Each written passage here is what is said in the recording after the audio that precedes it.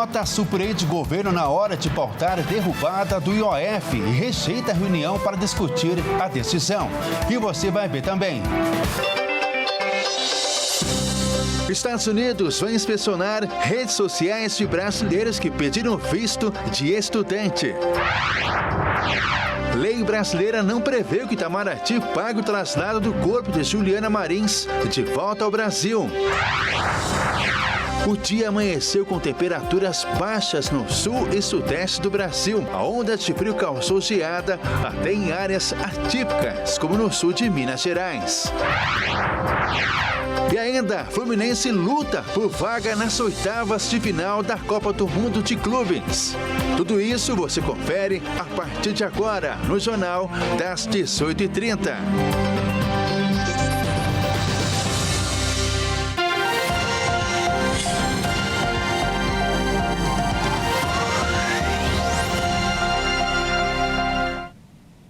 Olá, seja muito bem-vinda e bem-vindo. Nós estamos ao vivo, agora são 18h37, pelo horário de Brasília. Eu sou Ismael Nascimento e a partir de agora você confere comigo as principais notícias desta quarta-feira. Hugo Mota, presidente da Câmara, pegou todos de surpresa ao decidir votar a derrubada do decreto do IOF, Imposto sobre Operações Financeiras, nesta quarta-feira. Agora, caso seja aprovado na Câmara, já poderá ser votada ainda hoje no Senado. Após o presidente da Câmara, Hugo Mota, decidir votar inesperadamente a derrubada do decreto do IOF nesta quarta-feira, integrantes do Palácio do Planalto, deputados governistas e até líderes da oposição na casa disseram que foram pegos de surpresa com a decisão. E o discurso de todos foi o mesmo. Ninguém foi avisado previamente da decisão de Mota de pautar o tema. Alguns líderes até teriam sugerido uma reunião com os demais líderes da Câmara para discutir essa decisão, mas teriam ouvido um sonoro não do presidente da Câmara. No Planalto, a avaliação de assessores é de que Mota pode ter pautado a derrubada do IOF em reação à entrevista do ministro da Fazenda, Fernando Haddad, na qual ele criticou a proposta de aumentar o número de deputados federais. Ainda nesta quarta, o próprio Haddad se pronunciou em suas redes sociais, afirmando que o decreto do IOF corrigiria uma injustiça. Agora, a votação ocorre em meio ao esvaziamento do Congresso Nacional, provocado pelas festividades juninas, especialmente no norte e nordeste do país. Deputados dessas regiões, como o próprio Mota, costumam retornar a seus estados para participar das celebrações, o que fez com que se cogitasse o adiamento da deliberação para julho, mas sem sucesso. Há chance de, se aprovado na Câmara, o projeto ser votado ainda hoje também no Senado. A Embaixada dos Estados Unidos divulgou uma nota informando que, a partir de agora, o governo americano vai monitorar o perfil nas redes sociais de quem pedir o visto de estudante para entrar no país. As medidas para entrar nos Estados Unidos estão cada vez mais rigorosas. Nesta quarta-feira, a Embaixada dos Estados Unidos, aqui no Brasil, anunciou que o governo americano vai monitorar as redes sociais de quem solicitar o visto para entrar no país na condição de estudante. Segundo o comunicado do governo de Donald Trump, essa medida é uma precaução que tem como objetivo identificar conteúdos considerados hostis aos Estados Unidos, seu governo, cultura, instituições ou princípios fundadores. E, acima de tudo, é uma decisão de segurança nacional. De acordo com a nota, a decisão vale para solicitantes dos seguintes tipos de visto. O tipo F, aqueles que pretendem estudar em uma instituição acadêmica nos Estados Unidos, como universidades ou faculdades. O tipo M são aqueles que pretendem estudar em uma instituição vocacional ou não acadêmica. E o tipo J, que são participantes de programa de intercâmbio educacional e cultural aprovados pelo governo dos Estados Unidos, incluindo professores, pesquisadores, entre outros. A embaixada ainda afirmou que obter um visto para os Estados Unidos é um privilégio, não um direito. Familiares e amigos da brasileira Juliana Marins, encontrada morta após cair em um penhasco na Indonésia, pediram ajuda ao Itamaraty com os custos do traslado do corpo da jovem. Mas uma lei brasileira não prevê esse tipo de apoio nessas situações. Segundo a legislação brasileira, não está previsto em lei que o governo arque com o translado do corpo nem as despesas de sepultamento de brasileiros mortos no exterior. Por conta disso, os familiares da brasileira Juliana Marins, de 26 anos, encontrada morta após cair de um penhasco na trilha do Monte Rinjani, na Indonésia, terão que arcar com os custos. O corpo dela foi encontrado cerca de 600 metros abaixo da trilha, 4 dias depois do início do resgate. De acordo com a lei, a assistência consular não inclui o pagamento de despesas como sepultamento e translado de corpos de brasileiros falecidos no exterior, nem despesas com hospitalização, exceto em casos médicos específicos e atendimento emergencial de caráter humanitário. Por enquanto, a prioridade do Itamaraty tem sido de prestar apoio à família de Juliana e concluir o processo de resgate. A Embaixada do Brasil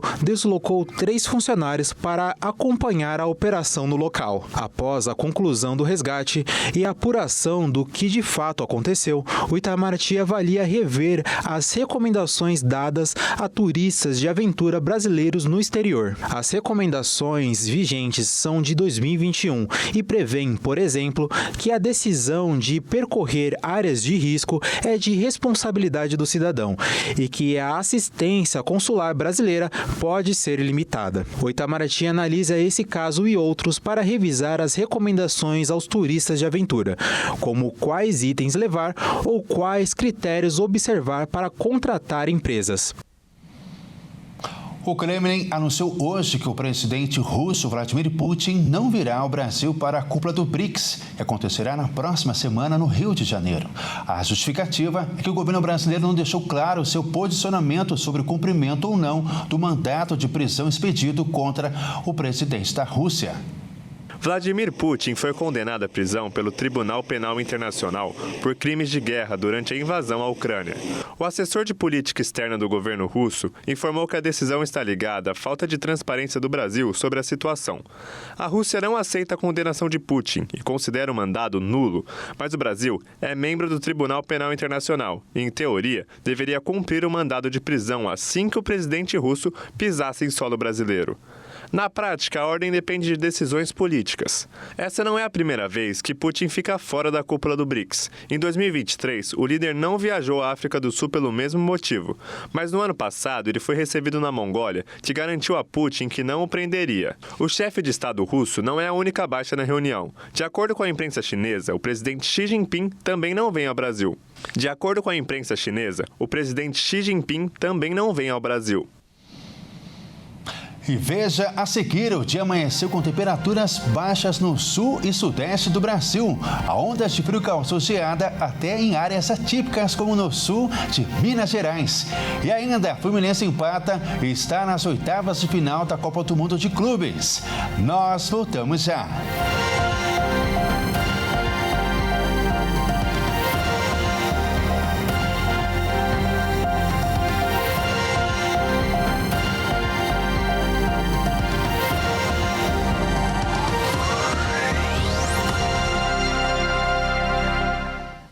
Olá, estamos de volta com o Jornal das 18h30. Sejam todos bem-vindos. Agora são 18 horas e 46 minutos. O dia amanheceu com temperaturas baixas no sul e sudeste do Brasil. A onda de frio causou geada até em áreas atípicas, como no sul de Minas Gerais. E por volta das 7 da manhã, os termômetros registraram a manhã mais fria do ano em São Paulo, que atingiu 5,9 graus Celsius. O avanço da frente fria mudou a paisagem no sul do país nesta primeira semana de inverno. Nesta quarta-feira, em Santa Catarina, mais de 40 cidades amanheceram com os termômetros abaixo de 0 grau. Urupema, na Serra Catarinense, registrou a menor mínima do dia até o momento, com menos 8,03 graus. Conhecida como a capital nacional do frio, havia gelo em vários pontos da cidade. Em São Joaquim, também na Serra, os termômetros marcavam às 7 da manhã 7,56 graus negativos. E no Vale do Caminhos da Neve, a cerca de 3 quilômetros do centro da cidade, a formação da geada deixou a vegetação branca. A Epagri Ciran, órgão que monitora do tempo no estado, informou que a capital Florianópolis registrou a menor temperatura dos últimos 17 anos, com 0,84 graus. No Paraná, pelo menos 29 municípios do estado tiveram uma madrugada gelada nesta quarta-feira.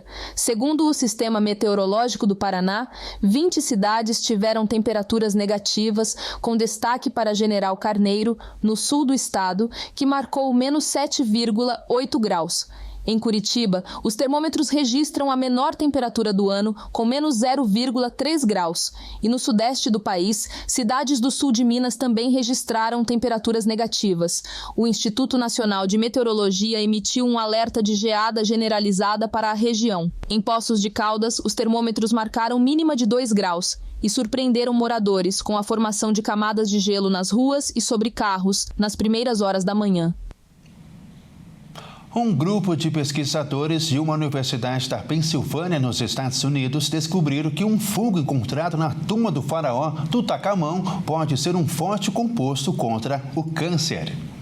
O grupo realizou um estudo com Aspergillus flavus, um fungo tóxico que afeta as safras, e foi associado à morte nas escavações de sepulturas antigas. Os pesquisadores conseguiram o transformar em um potente composto contra o câncer.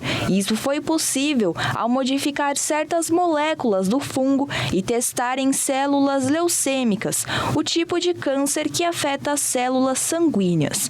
O fungo é conhecido pelos arqueólogos que abriram a câmara funerária do faraó Tutankhamon na década de 1920. E nessa época houve uma série de mortes misteriosas entre a equipe de escavação que deu origem à lenda da maldição do faraó. A tragédia aconteceu novamente nos anos 70 e com um novo estudo foi possível descobrir o potencial do fungo para a terapia do câncer. Foi descoberto que as moléculas do A. flavus partilhavam estruturas de anéis entrelaçados, batizadas de asperigiminicinas, e mesmo sem modificações, ao serem combinadas às células leucêmicas humanas, 2 dessas 4 variantes demonstraram efeitos anticancerígenos. Os pesquisadores perceberam que os compostos tiveram pouco ou nenhum efeito sobre as células de cânceres de mama, fígado e pulmão, e sobre diversas bactérias e fungos, o que demonstrou que a ação do fungo é específica para certos tipos de células. Além disso, o estudo conseguiu identificar grupos semelhantes de genes em outros fungos, ou seja, existe a possibilidade de haver mais moléculas fúngicas a serem descobertas. Agora, os cientistas vão realizar testes em modelos animais com o objetivo de futuros ensaios clínicos em humanos. A descoberta abre portas para o futuro do tratamento do câncer e os resultados mostram que há muito a se descobrir para a criação de mais medicamentos derivados de produtos naturais. E agora é hora da gente falar de esportes aqui no Jornal das 18h30. E quem traz as informações é a Maíra Anjos. Boa noite, Maíra. Na Copa do Mundo de Clubes, o último brasileiro que faltava jogou hoje. E como foi o desempenho do Fluminense? O tricolor das Laranjeiras está garantido nas oitavas de final, Ismael. Boa noite a você e a todos que nos assistem. Apesar do bom resultado, o Flusão correu muitos riscos no decorrer do jogo. Um gol dos sul-africanos já eliminaria o time carioca e Fábio fez 2 grandes defesas na partida. Na mais decisiva delas, o goleiro de 44 anos, jogador mais velho desse Mundial, fechou bem o ângulo após Matos aparecer sozinho na cara do gol logo aos 7 minutos de jogo. Passados os 15 minutos iniciais, o Flu cresceu na partida e passou a se impor, mas sem efetividade. No segundo tempo teve ritmo de treino e uma bola na trave. Mesmo precisando da vitória, o Mamelodi Sundowns ofereceu pouco perigo ao gol defendido por Fábio. O Fluminense também pouco chegou à área adversária. Na melhor oportunidade, Cano parou na trave após belo passe de John Arias. Apesar da classificação, o tricolor ficou com a segunda posição do grupo F, já que o Borussia Dortmund venceu o já eliminado o Sun por 1-0 e passou como líder do grupo. Então o Fluminense vai encarar nas oitavas o líder do grupo E, que pode ser a Inter de Milão, o River Plate ou o Monterrey. Com a classificação do tricolor, o Brasil segue com 100% de aproveitamento no Mundial de Clubes. Todos os 4 times do país vão disputar as oitavas de final. E agora voltando para o Brasil, Maíra, os problemas do Corinthians parece que não param de crescer, não é mesmo? A situação não tá fácil pro timão, Ismael. O craque Memphis Depay notificou o Corinthians na justiça por uma dívida de 6 milhões de reais. E seu advogado alega que se o pagamento não for realizado, o atacante pode deixar de cumprir suas obrigações profissionais. Memphis Depay notificou o Corinthians sobre uma dívida de 6 milhões de reais que o clube tem com ele, referente ao prêmio pela conquista do Paulistão e os direitos de imagem atrasados. Por conta desses valores em aberto, o advogado do Camisa 10 avisou a diretoria do Corinthians que Memphis poderia deixar de cumprir suas obrigações profissionais. O atacante afirma que a primeira cobrança ao time foi feita no dia 15 de maio, quando o Augusto Melo ainda era o presidente. O holandês alega que não obteve resposta e, por isso, enviou uma nova notificação. Memphis pede que o caso seja solucionado ainda nesta quarta-feira. A atual diretoria do Corinthians informa que não tinha conhecimento da cobrança feita no mês passado. Nem mesmo o diretor executivo de futebol, Fabinho Soldado, que foi mantido no cargo, teria sido avisado do caso. A principal preocupação do timão é o valor da premiação do Paulistão, de 4 milhões e 700 mil reais, atrasado há quase 2 meses. Os direitos de imagem ainda não foram pagos pela ausência de nota fiscal em conformidade. Assim que o documento for enviado, o timão se comprometeu em pagar o jogador. Memphis ainda está de férias e o elenco do Corinthians tem um retorno marcado para sábado. O clube corre para solucionar o problema rapidamente e logo contar com o seu camisa 10 na reapresentação do elenco. Bom, Ismael, por hoje é só. Uma ótima noite para você e a todos que nos assistem. Até mais. Obrigado, Maíra. Um forte abraço e uma boa noite também para você. O jornal termina aqui. Obrigado pela sua companhia. Uma ótima noite para você e toda a sua família. Até mais. Tchau.